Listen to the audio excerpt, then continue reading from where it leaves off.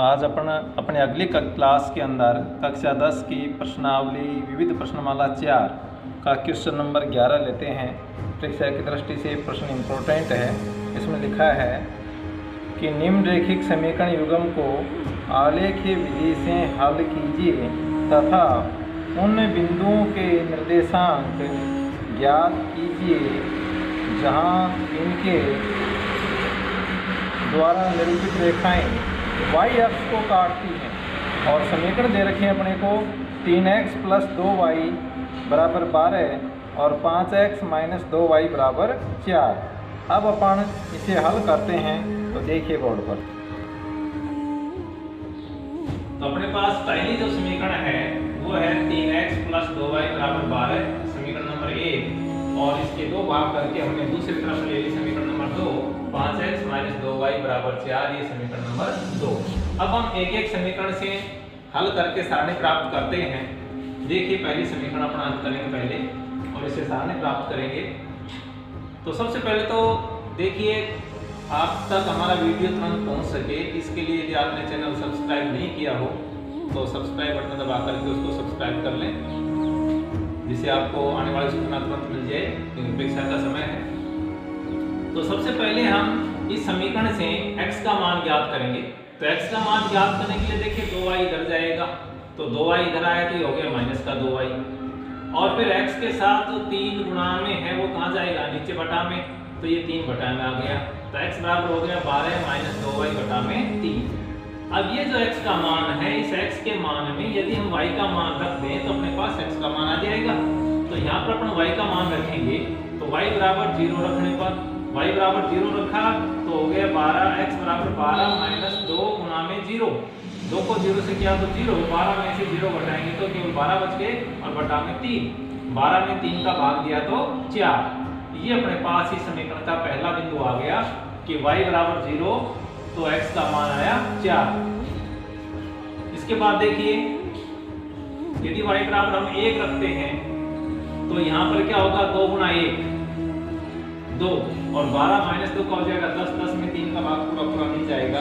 इसलिए हम ऐसे मानों को अवॉइड करेंगे, छोड़ देंगे जिनके अंदर पूरा भाग नहीं जाता।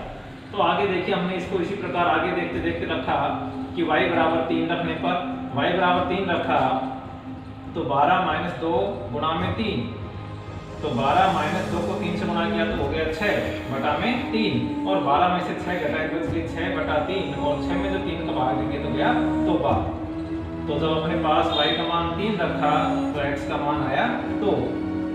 इसी प्रकार आगे अपने रखा y बराबर -3 रखने पर, तो y बराबर -3 रखा तो x बराबर 12 - 2 × y का मान -3, -2 को -3 से गुणा हो गया तो माइनस का गुणा हो गया प्लस, और 2 × 6, ये हो गया 12 + 6 और बटा में 3, 12 और 6 का जोड़ हो गया 18 बटा में 3, 18 में 3 का भाग दिया तो ये गया 6 बार।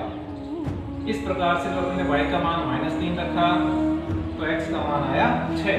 तो हमारे पास 1, 2, 3 बिंदु आ गए। इन बिंदुओं की सहायता से हम इस समीकरण के संगत रेखा खींच सकते हैं। तो अब हम इसके समीकरण 1 की बिंदु सारणी लिखते हैं। तो लिखा समीकरण 1 की बिंदु सारणी।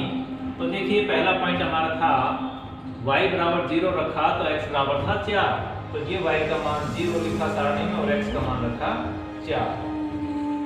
दूसरा बिंदु जो y बराबर 3 रखा तो x बराबर आया 2, तो y बराबर रखा था अपने 3 तो x के बराबर आया है 2।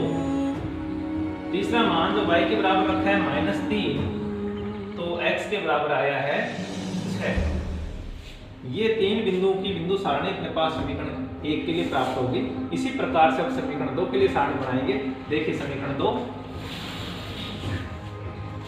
5x - 2y = 4, इसको भी x के रूप में लिखेंगे। तो हमने 2y का पक्षांतरण किया, इधर आई तो 2y माइनस की है तो इधर आके हो गई प्लस की, और ये जो 5x के साथ गुणा में है ये नीचे बटा में आ जाएगा, तो x बराबर हो गया 4 + 2y बटा में 5। अब इस x के मान में यदि हम y का मान रखेंगे तो अपने पास x के मान आते जाएंगे, और बटा में 5 है, बटा में 5 है तो 5 का भाग देना है अपने को। तो देखिए जो ऊपर वाली संख्या y का मान रख करके उसको 2 से गुणा करके 4 जोड़ने पर जो संख्या है वो 5 का गुणा जानी चाहिए, 5, 10, 15, 20 इस प्रकार की संख्या आनी चाहिए। तो इससे हमारे पास मान निकालने में सुविधा रहेगी। तो देखिए मैंने पहले रखा y का मान -2, तो -2 रखेंगे तो यहाँ 2 दूनी 4 माइनस का हो जाएगा और 4 में से 4 घट के 0 हो जाएगा। तो ये रखा x बराबर 4 प्लस में 2 इंटू वाई का मान -2। अब ये गुना किया तो 2 को -2 से गुना करेंगे तो -4, 4 माइनस 4 बटा 5, तो 4 में से 4 घटे तो बच गए 5 0 और 0 बटा में 5। 0 में जब 5 को भाग देंगे तो उत्तर 0 आएगा, क्योंकि 0 में किसी भी संख्या का भाग देने पर 0 ही प्राप्त होता है, शून्य प्राप्त होता है। तो अपने पास ये पहला मान हो गया कि y बराबर -2 रखा तो x का मान 0 आ गया। अब y बराबर 3 रखने पर ये रखा x बराबर 4 प्लस में 2 इंटू 3 बटा 5, 2 को 3 से गुणा किया 3 दूनी 6, 6 और 4 10, 10 में 5 का भाग दिया तो 2। तो अपने पास दूसरा मान आ गया कि y बराबर 3 तो x बराबर 2। इसी प्रकार आगे और मान रखे तो देखा कि y बराबर 8 रखने पर ये होगा 4 प्लस 2 इंटू वाई का मान 8, 8 दूनी 16, 4 प्लस 16 बटा 5, 4 और 16 का जोड़ हो गया 20 बटा में 5 और 20 में 5 का भाग गया 4 बार। ये तीसरा बिंदु अपने पास हो गया, y बराबर 8 रखने पर x का मान आ गया 4। अब ये जो मान आ गए ये समीकरण 2 के लिए प्राप्त हुए हैं, तो समीकरण 2 की बिंदु सारणी इसमें इनको रखेंगे। तो समीकरण 2 में देखिए पहला मान था y बराबर -2 रखा था, तो x का मान प्राप्त हुआ 0। y बराबर जो 3 रखा है तो x का मान प्राप्त हुआ है 2। y बराबर जब 8 रखा है तो x का मान प्राप्त हुआ है 4। इस प्रकार से हमारे पास दूसरे समीकरण के लिए भी बिंदु सारणी प्राप्त होगी। अब इन दोनों बिंदु सारणी की सहायता से हम इनके ग्राफ खींचेंगे। दोनों सारणी से अलग अलग सरल रेखाएं प्राप्त होंगी। देखिए ग्राफ, अब ग्राफ के अंदर ये अपने पास ग्राफ देखना है। ग्राफ के बीच बीच हमने ये अक्ष खींच दिया, ये जो हॉरिजॉन्टल में है ये x अक्ष कहलाता है। ये x अक्ष हो गया अपना, इधर x डैश और इधर राइट साइड में x। इधर बीच बीच एक सीधी लाइन और खींचेंगे जो y अक्ष कहलाएगा। ये अक्ष है, ये y अक्ष कहलाता है। इसमें नीचे की तरफ जो है और ये ऊपर की तरफ एक निशान लगा दिया, ऊपर है y और नीचे है y डैश। दोनों अक्ष जिस बिंदु पर काटते हैं वो मूल बिंदु O होता है। अब देखिए सारणी के अंदर आइए, हमारे पास सबसे बड़ा मान 6 है, तो हमारे पास एक का पैमाना लेने के लिए 6 खाने होने चाहिए और हमारे पास यहाँ खाने पर्याप्त संख्या में है, इसलिए हम पैमाना 1 लेते हैं। तो 0 से राइट साइड में x अक्ष पर धनात्मक होगा, तो ये 1, ये 2, ये 3, ये 4, ये 5, ये 6, ये 7, ये 8, ये 9 और ये 10। मैंने बीच की एक एक संख्या छोड़ दी है क्योंकि अपने पास लिखने के लिए स्थान कम है। आप अपनी कॉपी में डायरेक्ट 1, 2, 3, 4 लिख सकते हैं। अब इधर देखिए लेफ्ट साइड में माइनस में होगा, तो यहाँ पर है -1, -2, -3, -4, -5, -6 और आवश्यकता होगी तो लिख लेंगे आगे। इसी प्रकार मूल बिंदु से ऊपर की तरफ प्लस का होता है, तो 1, 2, 3, 4, 5, 6, 7, 8, 9 और ये 10। नीचे की तरफ माइनस का होगा, तो ये -1, ये -2, -3, -4, -5, -6 और आवश्यकता होगी तो हम लिख लेंगे। ये हमने पैमाना ले लिया एक बड़े खाने बराबर 1 इकाई के हिसाब से दोनों अक्षों पर, x पर भी और y पर भी। अब देखिए हमारी सारणी, पहली समीकरण की सारणी का पहला पॉइंट है x का मान 4 और y का मान 0। तो x बराबर देखिए ये अपना x अक्ष है, इसके ऊपर 1, 2, 3 ये 4 की लाइन ये जा रही है और y का 0 यही है, तो ये लाइन यहीं पर आएगी, यानी y की यही लाइन है और x की 4 की ये है, तो ये दोनों लाइनें इस बिंदु पर काट रही हैं। तो ये जो अपना बिंदु है ये हो गया x का मान 4 और y का मान 0। ये पॉइंट लगा दिया, गोड़ लगा के। देखिए दूसरा पॉइंट है 2, 3 यानी x का 2, y का 3। तो आइए देखिए x का 1 2 ये रहा, y का 3 1 2 3 यहाँ पर होगा। तो x की लाइन ये जा रही है ऐसे और y की लाइन ये आ रही है, दोनों यहाँ पर कट रही हैं। तो इस बिंदु पर जिस पर ये लाइनें कट रही हैं गोला लगाया और इसका निर्देशांक लिख दिया, x का 2 है कोमा y का 3। ध्यान रहे पॉइंट हमेशा छोटे ब्रैकेट में लगाते हैं और पहले x का लिखते हैं बाद में y का लिखते हैं। अगला पॉइंट है x का 6 y का -3। तो x का देखिए 2 4 6 ये आ गया और y का -3 में देखिए -1 -2 -3। तो x की 6 की लाइन तो ये होगी और y के -3 की लाइन ये होगी और ये लाइन दोनों इस बिंदु पर काट रही हैं। तो यहाँ पर पॉइंट लगा के अपने गोला लगा दिया और इसका नाम लिख दिया, x का है 6 और y का है -3। इस प्रकार ये तीनों बिंदु हमने प्राप्त कर लिए। अब हमारे तीनों बिंदु सही हैं या नहीं, यदि सही हैं तो तीनों एक ही सीध में आएंगे। इन तीनों को हम स्केल की सहायता से मिला देंगे। तो इन तीनों की स्केल की सहायता से मिलाते हुए सीधी लाइन खींच देंगे। देखिए तो ये हम स्केल की सहायता से मिला करके, मेरे पास स्केल नहीं है इसलिए हाथ से मिला रहा हूँ सीधा, आपको स्केल का उपयोग करना है। दोनों तरफ तीर का निशान, इसका मतलब लाइन इधर भी अनंत तक बढ़ती जा रही है, इधर भी अनंत तक बढ़ती जा रही है।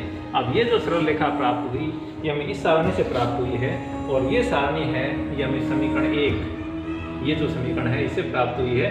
तो इस लाइन के ऊपर समीकरण लिखेंगे 3x + 2y = 12। तो हमने ये लिख दिया 3x + 2y = 12। ये जो समीकरण है इस समीकरण की ये आलेख जो एक सरल रेखा है प्राप्त हो गई। इसी प्रकार से अब अपना दूसरी सारणी के लिए जो दूसरे समीकरण से प्राप्त हुई है उसके लिए दूसरा आलेख खींचते हैं। देखिए आप दूसरी समीकरण की जो बिंदु सारणी ये है अपने पास, इस बिंदु सारणी का देखिए पहला पॉइंट है x का 0 y का -2। तो ग्राफ के ऊपर अपना x का 0 यही मूल बिंदु, y का -2 यानी y का ये -2, x का 0, x की लाइन ये जा रही है, y की लाइन ये जा रही है। तो ये पॉइंट दोनों यहीं पर कट गए और ये बिंदु जो है ये हो गया अपने पास, इधर लिखा हूँ मैं, x का मान 0 है और y का मान है -2। फिर देख लीजिए x का ये 0 है, y का ये -2 है। तो x की लाइन x के ऊपर खड़ी होगी और y की लाइन y के ऊपर खड़ी होगी। तो ये x की लाइन ये आ रही है और y की 2 की लाइन ये, तो दोनों लाइन यहाँ पर कट रही। ये बिंदु हो गया अपने पास 0 -2। दूसरा बिंदु देखिए है x का 2 y का 3। तो देखिए x का 2 y का 3, ये बिंदु ऑलरेडी लगा हुआ है, दोबारा लगाने की आवश्यकता नहीं है। तो अपना पहला बिंदु ये है, दूसरा बिंदु ये है। तीसरा बिंदु देखिए x का 4 y का 8। तो x = 4 ये रहा, y का 8 ये रहा, y के 8 की लाइन ये, x के 4 की लाइन ये, दोनों लाइनें इस बिंदु पर यहाँ पर कट रही हैं और ये अपना पॉइंट हो गया x का 4 और y का 8। अब अपने पास ये 3 बिंदु हो गए। इन तीनों बिंदु भी देखिए एक ही सीध में हैं। यदि एक सीध में नहीं होंगे इसका मतलब हमारा कोई न कोई बिंदु गलत है, तो हमें मालूम हो जाता है कि प्रश्न गलत है या सही। अब इन तीनों बिंदुओं को भी स्केल की सहायता से सीधा मिला दीजिए। तो मैं इनको हाथ से मिला रहा हूँ, स्केल नहीं होने की स्थिति में आपको स्केल से मिलाना है। ये एक सीधी लाइन खींच दी, दोनों तरफ तीर का निशान, क्योंकि लाइनें दोनों तरफ अनंत की तरफ हैं। और ये जो लाइन है ये टेबल नंबर इसकी है और ये टेबल हमारे पास इस सारणी 5x - 2y = 4 समीकरण से प्राप्त हुई है। तो इसके ऊपर इसका समीकरण लिख देंगे 5x - 2y = 4। अब ये तो अपने पास हो गया इन दोनों समीकरणों का आलेखीय निरूपण। देखिए दोनों समीकरणें इस बिंदु पर काट रही है, जिसका मान x = 2 है और y = 3 है। तो इसका जो हल है वो हम यहाँ लिख देंगे कोने में, हल x बराबर और y बराबर, यानी हल वो होगा जो बिंदु दोनों समीकरणों पर है। तो यहाँ पर ये जो बिंदु 2 3 है ये इस लाइन के ऊपर भी है, इस लाइन के ऊपर भी है, अर्थात जहाँ पर दोनों लाइनें काट रही हैं वो इसका हल बिंदु है। तो यहाँ पर हल हो गया x = 2 और y = हो गया 3। अब प्रश्न में अपने से आगे भी पूछा था, अब प्रश्न में पूछा था कि निरूपित रेखाएं y अक्ष को कहाँ काटती हैं।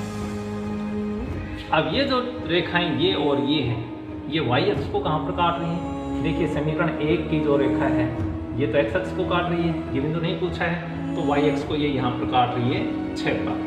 तो ये y का 6 है और x का क्या है 0। तो हम नीचे लिखेंगे चूंकि रेखाएं y अक्ष को बिंदु, देखिए पहली समीकरण कहाँ काट रही है, x का 0 और y का 6, 0 6 तथा अब दूसरी ये समीकरण, ये लाइन है ये -2 पर काट रही है, तो x का 0 और y का -2, 0 -2 पर काटती है।